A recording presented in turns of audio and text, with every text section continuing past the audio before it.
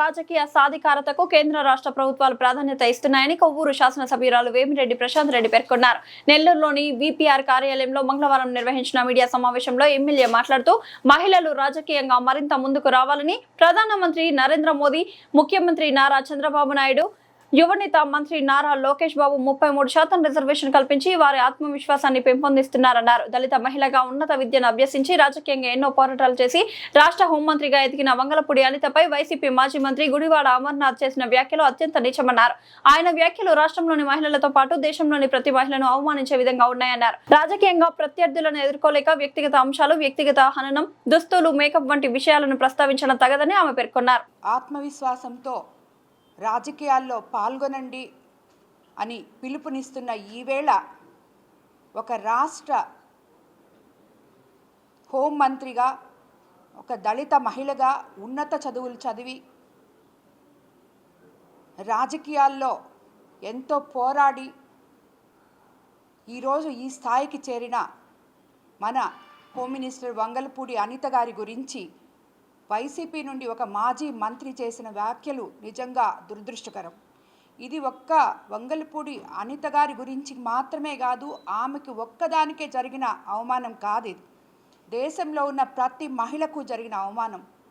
ఇలాగా ఎన్ని రోజులు, ఎన్నిసార్లు మీరు మహిళల్ని కించపరుస్తూ మాట్లాడుతున్నారో ఒక్కసారి వైసీపీ నాయకులు తెలుసుకోవాలని నేను కోరుకుంటున్నాను. ఎందుకంటే మీకు ఎప్పుడు అవతలి వ్యక్తుల్ని ఎదుర్కొనే శక్తి చచ్చిపోతుందో అప్పుడు వాళ్ళని ఎదుర్కోలేక వాళ్ళ వ్యక్తిగత విషయాలో, లేకపోతే వాళ్ళ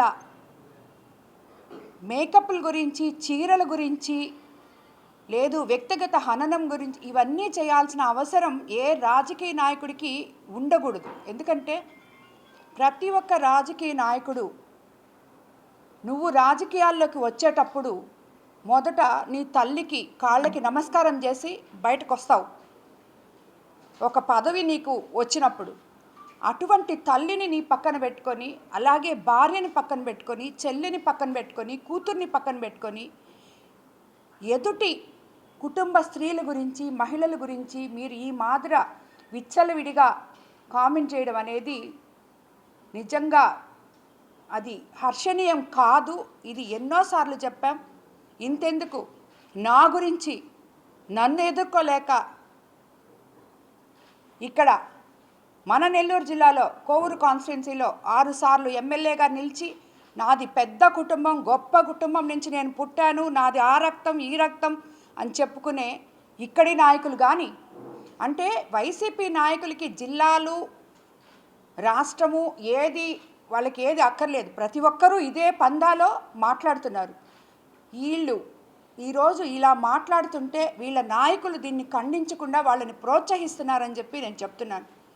ఈ మాదిరి ఎంతమంది మహిళల్ని మీరు అవమానపరిచి వాళ్ళ ఆత్మగౌరవాన్ని, ఆత్మవిశ్వాసాన్ని దెబ్బతీయాలని చూస్తున్నారు. ఇది కరెక్ట్ కాదు, పద్ధతి కాదు. మీరు పద్ధతి మార్చుకోవాలి. ఎవరి ఆత్మవిశ్వాసం కూడా మీరు దెబ్బతీయలేరు. మీరు ఎవరికన్నా అలా చెయ్యాలి అంటే వాళ్ళు ఒక బంతి బౌన్స్ ఎట్లా మీరు అణగదొక్కాలని చూస్తున్నారో వాళ్ళు 10 సార్లు పైకి లేస్తారు. అది గుర్తుపెట్టుకోండి.